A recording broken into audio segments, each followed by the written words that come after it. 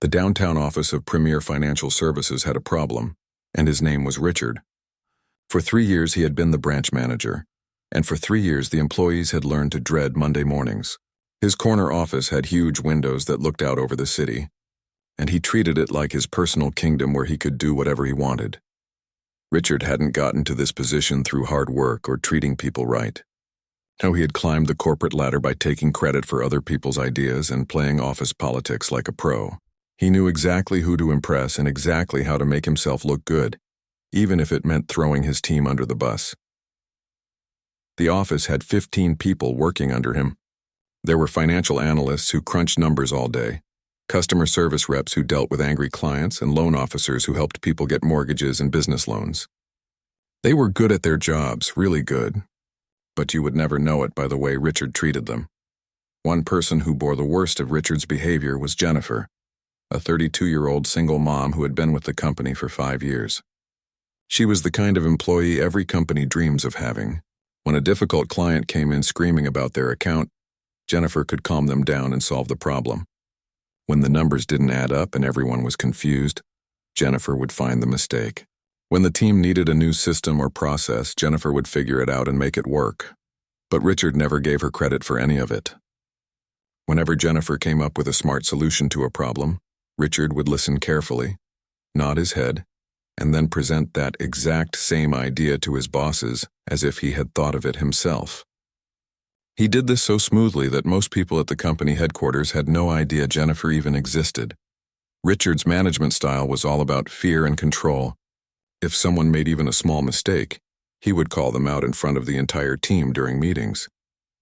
He would send nasty emails and make sure to copy everyone in the office so they could all see him tearing someone down. It didn't matter if you were having a bad day or dealing with personal problems. Richard didn't care about any of that. He especially seemed to enjoy making things difficult for Jennifer. He knew she was a single mother with a young daughter, and he knew she struggled to find childcare in the mornings. So what did he do? He started scheduling mandatory team meetings at 7 in the morning. Not because they needed to meet that early, but because he could. When Jennifer asked if they could possibly meet at 8 instead, Richard just smiled and said something about commitment to the job and priorities. Whenever someone asked for time off, even for legitimate reasons like a family emergency or a doctor's appointment, Richard would sigh loudly and make comments about how it must be nice to not care about the team. He would approve the time off, but then he would make little remarks about it for weeks afterward. People started avoiding taking time off altogether because dealing with Richard's attitude wasn't worth it. The office atmosphere was toxic. People would come in, do their work, and leave as quickly as possible. Nobody wanted to speak up in meetings because they were afraid of being Richard's next target. The lunchroom, which should have been a place for colleagues to relax and chat, was usually silent. Everyone had learned to keep their heads down and survive. But Richard thought everything was going great. His quarterly numbers looked good on paper, so his boss was happy. He got bonuses and praise from upper management. This made him even more confident that he could treat people however he wanted without consequences. Then came the quarterly review meeting. And this is where things really started to change, though Richard didn't know it yet. The company had just lost a major client, someone who had been with Premier Financial for over 10 years. This was a big deal, and someone had to take the blame for it. The truth was that Richard himself had messed up the account. Jennifer had sent him several emails warning him that the client was unhappy with some changes Richard wanted to make. She had suggested a different approach, one that would keep the client satisfied while still meeting the company's goals. But Richard had ignored her completely. He thought he knew better. He made the changes anyway, and the client got so frustrated that they took their business elsewhere. But Richard wasn't about to admit that he had made a mistake. That wasn't his style. So during the quarterly meeting with the entire team present, he decided to blame Jennifer instead. He stood at the front of the conference room with his arms crossed and started talking about accountability and responsibility. Then he looked directly at Jennifer and said her name. "This loss falls on you," he said coldly. "You were managing this relationship, and you let it slip through your fingers. This is exactly the kind of careless work that cost this company money." Jennifer felt her face get hot. She could feel everyone's eyes on her. She wanted to stand up and defend herself, to show everyone the emails where she had warned Richard this exact thing would happen. but she knew that speaking up would only make things worse. Richard had all the power and she had none. So she sat there silently, her hands clenched in her lap, feeling humiliated and angry. Her co-workers stared at their notebooks or their phones. Nobody made eye contact with her. It wasn't because they didn't care. They felt terrible for her. But they were all scared that if they showed any support, they would become Richard's next target. This was how Richard kept control over everyone. What Richard didn't know, what he couldn't have possibly known, was that Jennifer had been preparing for this moment for months. She had started keeping detailed records of everything. Every time Richard took credit for her idea, she saved the original emails and documents that proved it was hers. Every nasty message he sent, she forwarded to her personal email. Every unprofessional thing he did in meetings, she wrote down with dates and times. Jennifer had also been doing something else. She had been networking, reaching out to old contacts from her previous job, rebuilding professional relationships she had let fade.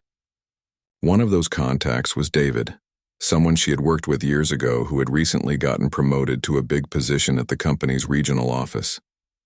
Jennifer wasn't the type to complain or gossip. She was smart and strategic. She knew that complaining without proof went nowhere. She knew that emotional outbursts got dismissed, so she had been quietly building a case, documenting everything and positioning herself for what came next. As she sat in that conference room being publicly humiliated by Richard, Jennifer made a decision. She was done being invisible. She was done letting Richard steal her work and treat her like garbage. She had been patient long enough, and now she had everything she needed to make things right. Richard finished his speech and dismissed everyone from the meeting. He walked back to his corner office feeling satisfied with himself. He thought he had successfully deflected blame and maintained his image.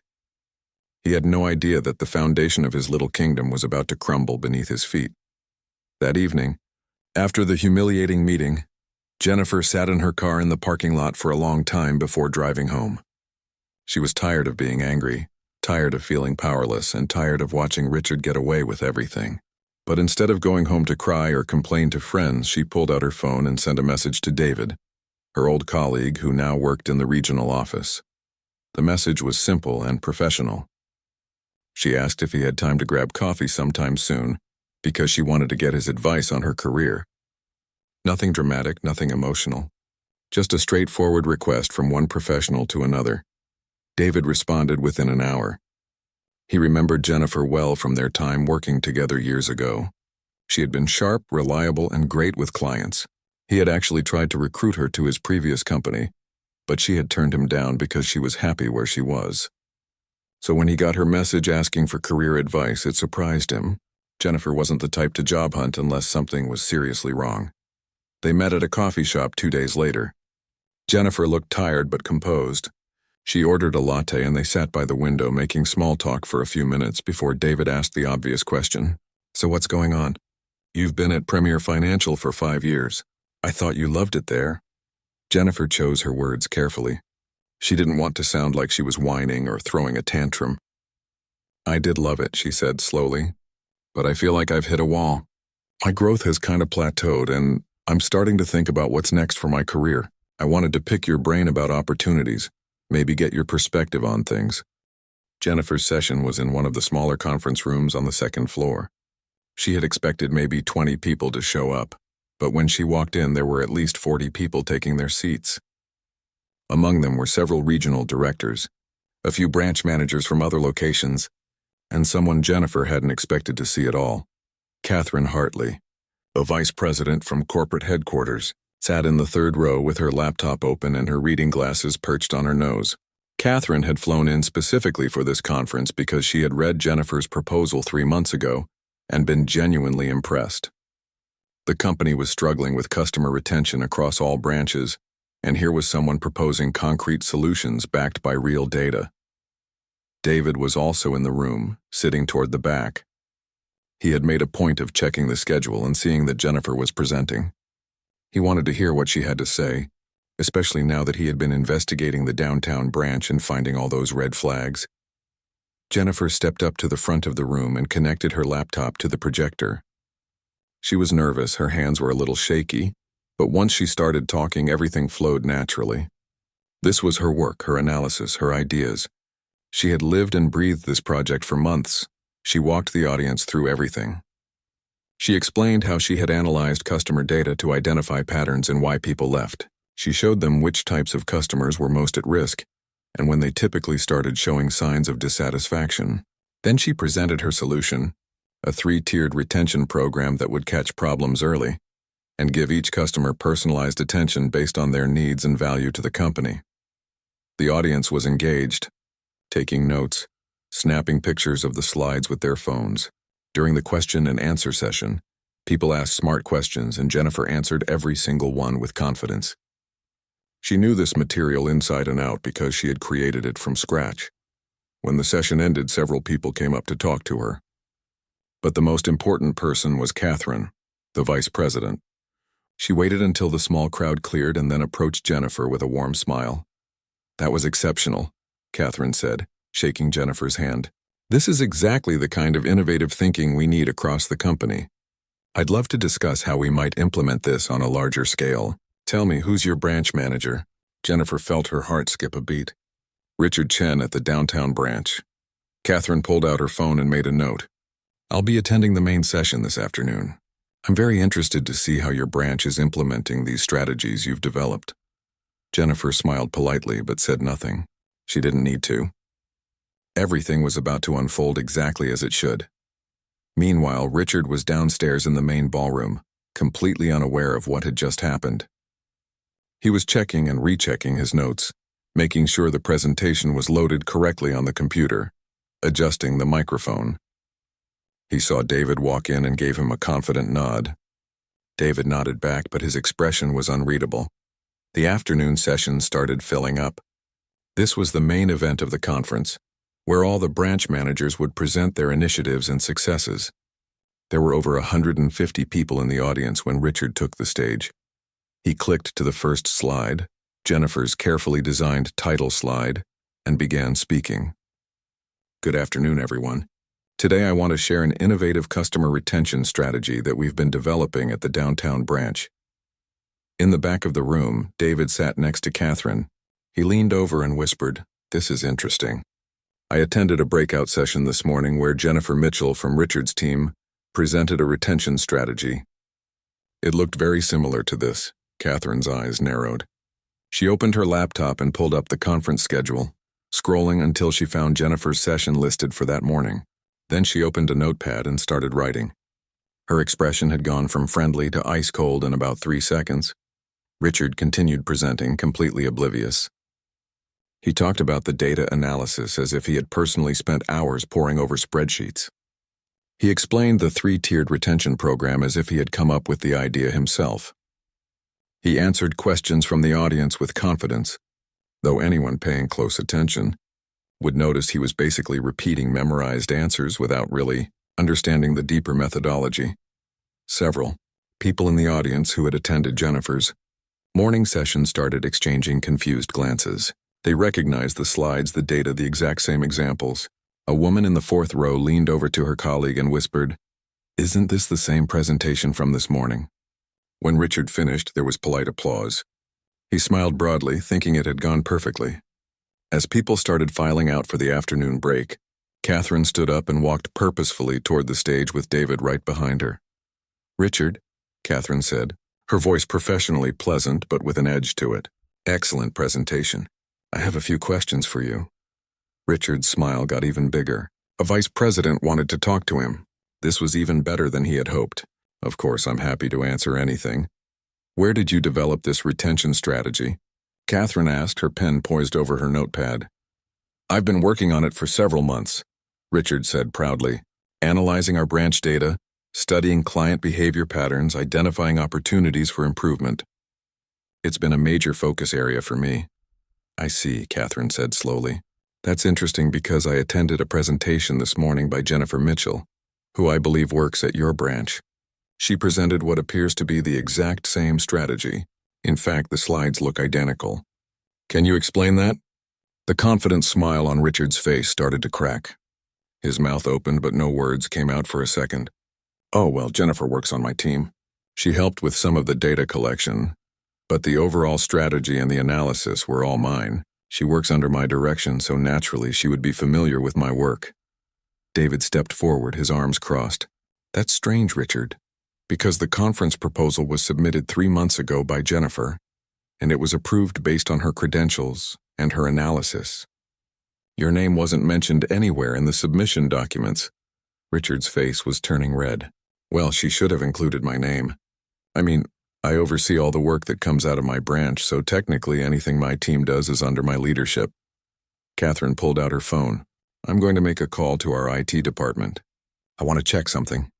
She stepped away for a moment, spoke quietly into her phone, then came back with an expression that made Richard's stomach drop.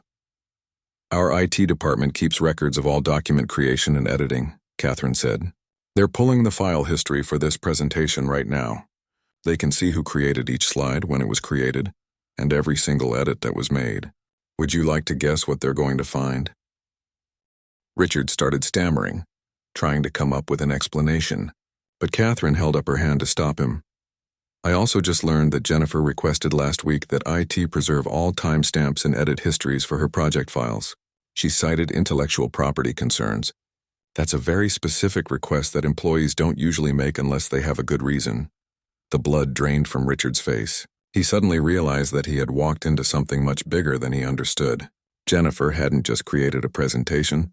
She had built a trap, documented everything, and he had walked right into it in front of executives and directors from across the entire company. I think we need to have a more detailed conversation, Catherine said, her voice now completely cold and professional, in private, and I think we need to include HR in this discussion. Richard's moment of glory had just turned into the beginning of his nightmare. The private meeting room felt much smaller than it actually was. Richard sat on one side of the table, his expensive suit suddenly feeling too tight. Across from him sat Catherine, the vice president, along with David and 2 people from Human Resources who had been pulled into the conference call on speakerphone. The friendly atmosphere from earlier had completely evaporated. Catherine had her laptop open in front of her, and she was reading through something on the screen with a frown that seemed to deepen with every line. Finally, she looked up at Richard. The IT department has sent over the complete file history for the presentation you just gave, she said, her voice calm but with an unmistakable edge. Every single slide was created by Jennifer Mitchell. Every graph, every data point, every word of analysis. Your name appears on exactly one document, which is the final PDF where you added yourself as the presenter 2 days ago. Richard tried to maintain his composure. Look, I think there's been a misunderstanding here. As the branch manager, I oversee all projects. When my team creates something, it's under my guidance and direction. That's how management works. David leaned forward. Really? Because we also pulled the email records. Jennifer sent you the completed presentation 3 weeks ago. There's no evidence of you providing any input, guidance, or direction during its creation. In fact, the email thread shows her asking you questions about what you wanted, and you responding with vague instructions like, make it impressive and use good data. One of the HR representatives on the phone spoke up. Mr. Chen, we need to ask you directly.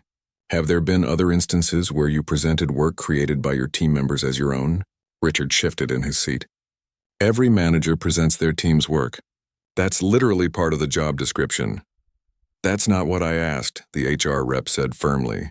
I asked if you've taken credit for work that your team members created without acknowledging their contributions. Before Richard could answer, Catherine held up her hand. Let me save us all some time. After Ms. Mitchell's presentation this morning, I asked a few questions to some people who know the downtown branch. What I learned was very concerning. So I asked HR to pull any complaints or reports filed about your branch over the past 3 years. She turned her laptop screen so Richard could see it, though he couldn't make out the details from where he sat. There have been 7 formal complaints filed against you for various issues. Workplace bullying, taking credit for others' work, creating a hostile environment, and inappropriate management practices. 7 complaints, Mr. Chen, and according to these records, all of them were dismissed as unsubstantiated or resolved without proper investigation. Richard felt sweat forming on his forehead. Those were disgruntled employees who couldn't handle high standards. High standards? David's voice had an edge to it now. Let's talk about standards. Your branch has the highest turnover rate in the entire region. In 3 years, 15 people have either quit or requested transfers out of your branch. That's almost your entire team. The average tenure of employees under your management is less than 18 months. Does that sound like high standards, or does that sound like people running away from a bad manager? Catherine clicked something on her laptop. I'm also looking at customer satisfaction scores. They've been declining steadily since you took over. Your quarterly revenue numbers look good on paper. But when we dig deeper, we see that you're achieving those numbers through aggressive short-term tactics that damage long-term client relationships. You're essentially burning through customers and employees to make yourself look good in quarterly reports. The HR representative spoke again. Mr. Chen, we're going to need to conduct a full investigation. As of this moment, you're being placed on immediate suspension, pending the results of that investigation. You'll need to surrender your company laptop, your access card, and any other company property. You're not to contact anyone from your branch or attempt to influence this investigation in any way. Richard's face went pale. You can't be serious. This is all because of one presentation? Because some employee is upset that I didn't give her enough credit? Catherine closed her laptop with a sharp click. This is because there's a pattern of misconduct that we ignored for too long. This is because you've been systematically taking credit for other people's work while creating a toxic environment that drives good employees away. This is because you've been presenting a false image to upper management, while the reality of your leadership has been completely different. She stood up, signaling the meeting was over. The investigation will take about a week. We'll be interviewing current and former employees from your branch confidentially. If you've been honest about everything, you have nothing to worry about. But if there's anything else we should know, now would be the time to tell us. Richard sat there, his mind racing. He thought about all the times he had berated employees in meetings, all the credit he had stolen, all the complaints he had dismissed. He thought about how he had been so confident that his numbers protected him, that his boss's approval meant he was untouchable. I want to speak to my attorney, was all he managed to say. The next 3 days felt like an eternity for everyone involved. The investigation team worked quickly and efficiently. They started by interviewing current employees from the downtown branch, and they made sure everyone understood their responses would be completely confidential. The floodgates opened. People who had been silent for years finally had a chance to tell their stories. They talked about the fear and anxiety of coming to work every day. They described meetings where Richard would humiliate someone in front of the entire team for minor mistakes. They showed emails where Richard had taken their ideas and presented them as his own. One analyst had saved every email where Richard had claimed credit for her market analysis reports. Another loan officer had documentation of times when Richard blamed him for problems that Richard himself had created. The customer service representative shared a folder of complaints from clients who were unhappy, specifically because of Richard's decisions, yet he had blamed the team when those clients left. But Jennifer's documentation was the most comprehensive. She had everything organized chronologically with notes and context. She had the original drafts of presentations and reports with her name on them, followed by the final versions where only Richard's name appeared. She had emails where Richard gave her projects with vague instructions, then took full credit for the results. She even had that time-lapse video of herself creating the conference presentation from scratch. The investigators also tracked down several employees who had left the downtown branch over the past 3 years. Their stories were remarkably consistent. Most of them said they had loved working for Premier Financial until Richard became their manager. They described the same patterns of behavior, the same tactics of blame and credit stealing, the same toxic atmosphere. One former employee, a young man who had transferred to another branch 2 years ago, said something that stuck with the investigators. I thought about reporting him, but I saw what happened to people who complained. Their complaints went nowhere, and then Richard made their lives even worse. So I just left. It was easier to transfer than to fight. The HR representatives who were conducting the investigation realized they had a much bigger problem than just one bad manager. They had failed these employees by not taking their complaints seriously. They had allowed Richard to create a toxic environment for 3 years because his quarterly numbers looked good. They had prioritized short-term metrics over employee well-being and long-term success. By the end of the week, the investigation report was over 40 pages long. It documented a clear pattern of misconduct, abuse of authority, workplace bullying, and systematic theft of intellectual property from team members. The evidence was overwhelming and impossible to deny. Catherine read the full report in her office, and with each page, her anger grew. Not just at Richard, but at the system that had allowed this to continue for so long. Good employees had been suffering while a manager manipulated numbers and fooled upper management into thinking everything was fine. She picked up her phone and made a call to the head of human resources. "We have enough," she said. "Terminate him. And we need to have a serious conversation about how our HR processes failed to catch this sooner." Richard was officially fired on a Friday afternoon, exactly 1 week after the conference. He was given a termination letter citing misconduct, misrepresentation of work product, and creation of a hostile work environment. His employment was ended immediately with no severance package. When the news reached the downtown branch, there was a moment of stunned silence, and then something that hadn't happened in 3 years occurred. People smiled. Some even hugged. The weight that had been pressing down on everyone for so long was finally lifted. Jennifer sat at her desk, staring at her computer screen, processing everything that had happened. She hadn't set out to destroy Richard's career. She had just wanted to be recognized for her own work and to be treated with basic respect. But Richard's arrogance had been so complete, his misconduct so extensive, that once the truth came to light, there was no way to ignore it. 2 days after Richard was fired, Jennifer got a call from Catherine's assistant asking if she could come to the corporate headquarters for a meeting. Jennifer's heart raced as she drove there, not quite sure what to expect. Was she in trouble for causing all this drama? Were they going to blame her for the investigation?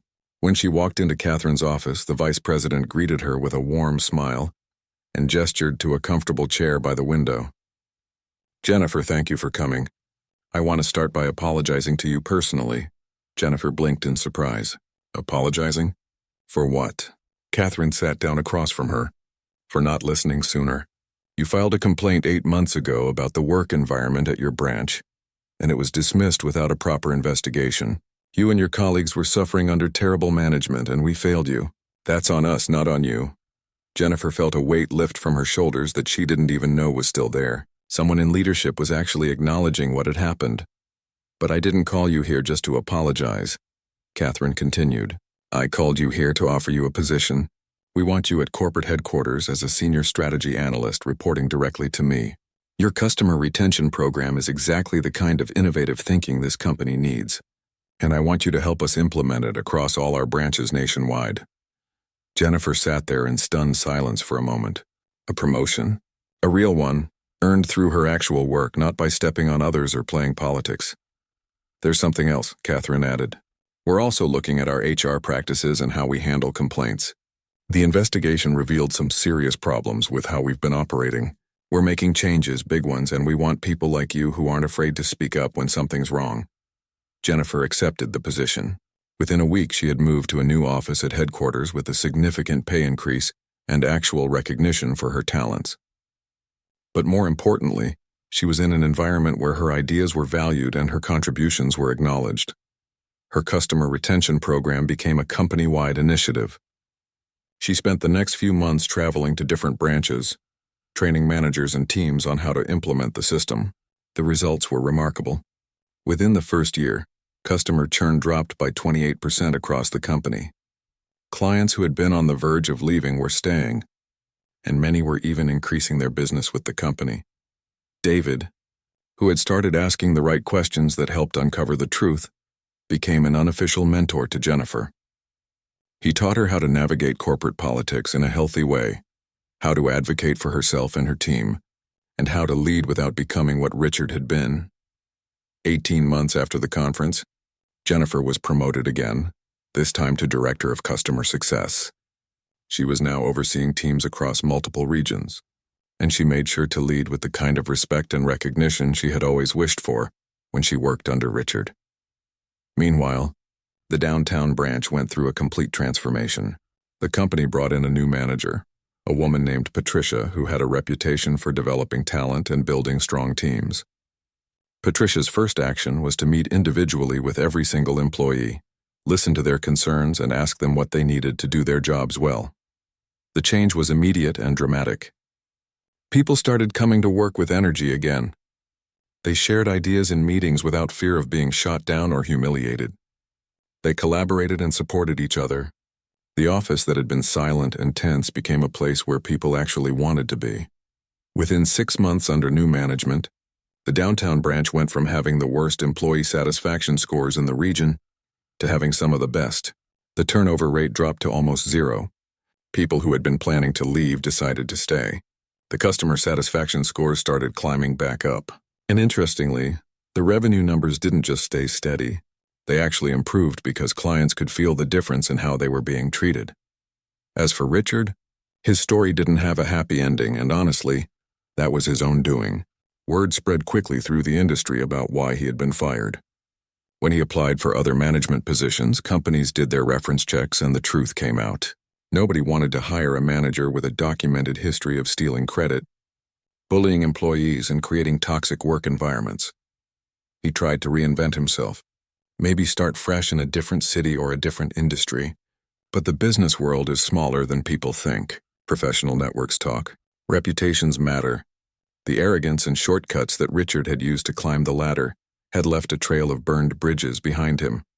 Some people who knew him said he grew bitter, blaming Jennifer for ruining his career, blaming the company for not standing by him, blaming everyone except himself. He never seemed to understand that it wasn't one person or one presentation that destroyed his career. It was years of his own choices, his own behavior, his own arrogance that had finally caught up with him. There's a lesson in Richard's downfall that goes beyond just one bad manager getting what he deserved. Companies often make the mistake of focusing purely on numbers and forgetting about the people who generate those numbers. Richard's quarterly reports looked great, so leadership assumed everything was fine. They didn't see the turnover, didn't take the complaints seriously, didn't notice that short-term success was being built on a foundation that was crumbling. The investigation into Richard also forced Premier Financial to take a hard look at their HR practices. 2 HR managers who had repeatedly dismissed complaints without proper investigation were disciplined. The company implemented new policies requiring all workplace complaints to be thoroughly investigated with documentation and follow-up. They created anonymous reporting systems so employees could raise concerns without fear of retaliation. Jennifer never celebrated Richard's downfall publicly. She didn't gloat or spread stories about what happened to him.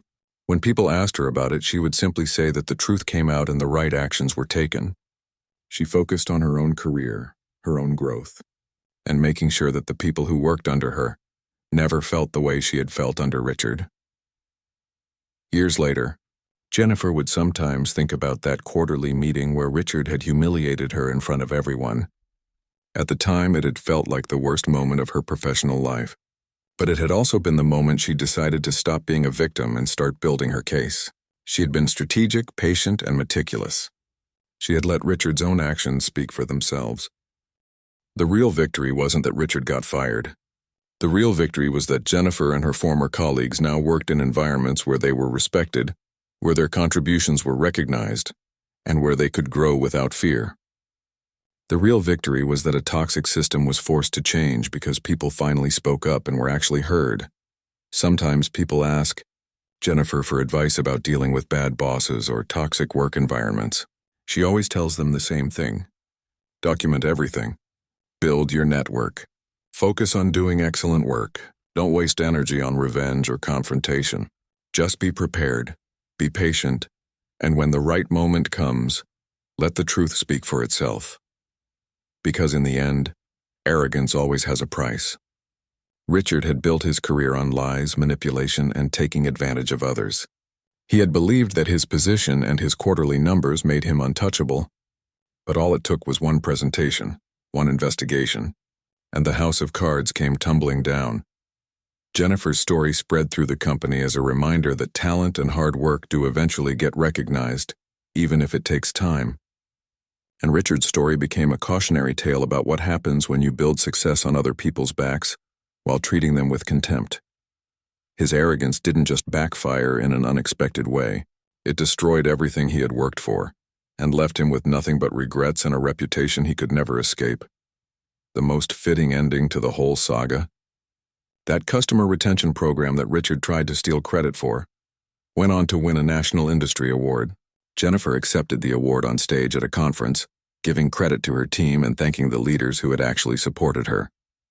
Richard watched the award ceremony online from his apartment, unemployed and unemployable, finally understanding that you can't build a real career on stolen achievements and fear. Some lessons apparently can only be learned the hard way.